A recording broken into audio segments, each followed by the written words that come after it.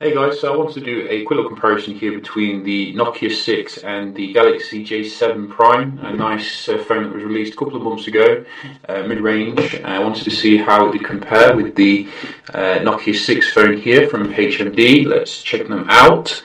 I'm going to start them up here at the same time. And I think the J7 Prime is a little bit better version of the J7 2016 in terms of the spec. But they did skimp out a little bit in terms of the screen technology using the old LCD or TFT, can't remember exactly. But you did get some awesome wallpapers. As you can see, these are actually built in to the device here, as you can go to them. It's kind of interesting to me. The Nokia also has some pretty nice wallpapers on the device preloaded. But as you can see, the screen technology is probably about the same here. You don't get that luscious kind of colours that you do get with the AMOLED phones here. Nevertheless, let's just do a speed comparison between the two. I think we're rocking a Exynos processor in the J7 Prime. I will find more details about it in a moment. So you can see straight away here, quite comparable. I think they've kept it. It's another phone which has been abandoned by Samsung in terms of the software. So you're still on Android Marshmallow compared to the latest Nugget here on the left. But it's doing remarkably well considering. I'd say it's even going ahead a little bit here. What else do we have? We do have Facebook, wherever it is. There we go. Go. So very neck and neck here. I'd probably give the J7 Prime the nod when it comes to the screen. Actually, it looks a little bit brighter here from the angle I am. I mean, if you're looking at the Nokia 6 from like a side angle here, it looks very kind of dull and washed out. And as someone who is appreciative of AMOLED display, you know, it is offensive to my eyes, but maybe it's not going to be a massive issue to you. But you can see in terms of the speed, maybe the J7 is slightly ahead overall, if we're going to be strict about it. Do we have, yes we do, let's try that one, which is quite surprising really. You know, I was expecting the Nokia to be at least faster than the J7 Prime. Let's try some games here.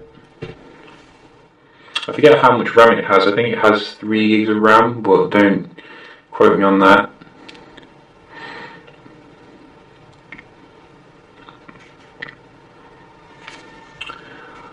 So quite quick there on both of them, but I think the J7 again was slightly ahead. You see those pop-ups come up whatever I do. Really annoying. And one more. Just watch out for a pop-up here.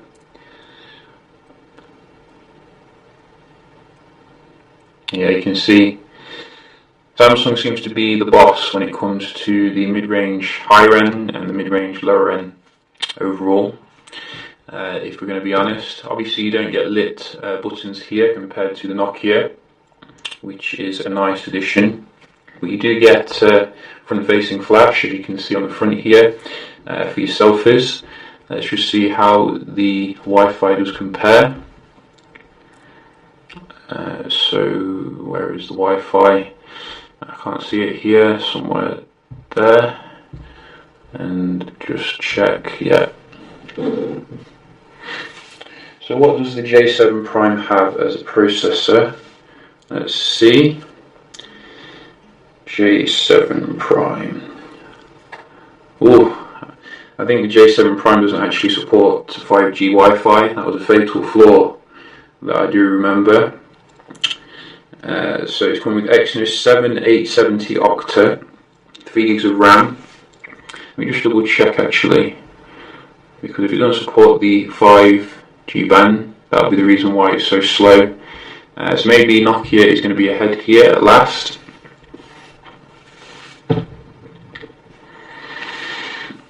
So you can see, even though the Nokia does support the 5G, man, it's still not the best in terms of Wi-Fi. Quite average actually, but it is nice that it is included. I mean, for the price of the J7 Prime, I would have expected it overall. They also missed off the Type-C as well on the J7 Prime, but I think they have got that now on the new J7 for 2017. So we're just going to open up some web pages.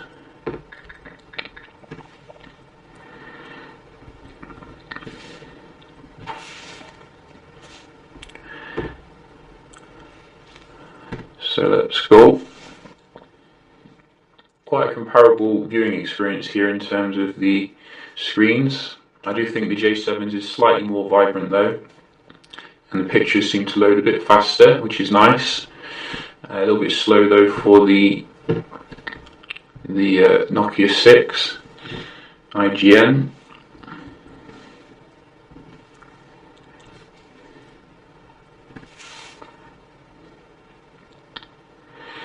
So Nokia 6 this time, nice and fast on the left, but you can see, I think both of them are quite comparable with this one in terms of the phone, the picture loading.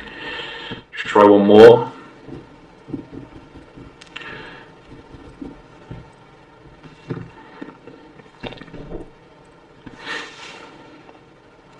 Nokia 6 again, come back here. So I think maybe the Wi-Fi actually has some advantages here, because obviously it's got the 5G support. So when you're doing some heavy web browsing, that could be good. Some people have been asking me what I think of the new Motorola here, and I got to say, I think really it doesn't. It's like last year. It doesn't really make me want to rush out and buy it in terms of the small battery, no headphone jack. To me, it's just mind-boggling how they don't put like a massive battery in their flagship phones like they do with their mid-range phones. That's a whole another topic. So that's what I think in regards to that phone. And we're just going to do some multitasking here between these two. Might be a little bit closer this time.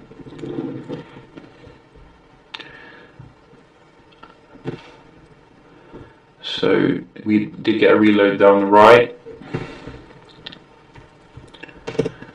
And yeah, so I think really here again it seems to be a lot of reloading on these mid-range handsets, but I think Nokia is doing better this time than it did before. I mean, it was really struggling last time, but when you get right into it here, you can see it starts to fall over a little bit, but it's doing a little bit better here. It's just really inconsistent. I'll praise it and then the next moment it will fall over, so I'm not saying anything. See, it's gone into the game straight away here. So it's really doing fantastic here compared to J7 Prime, which should do a lot better, really.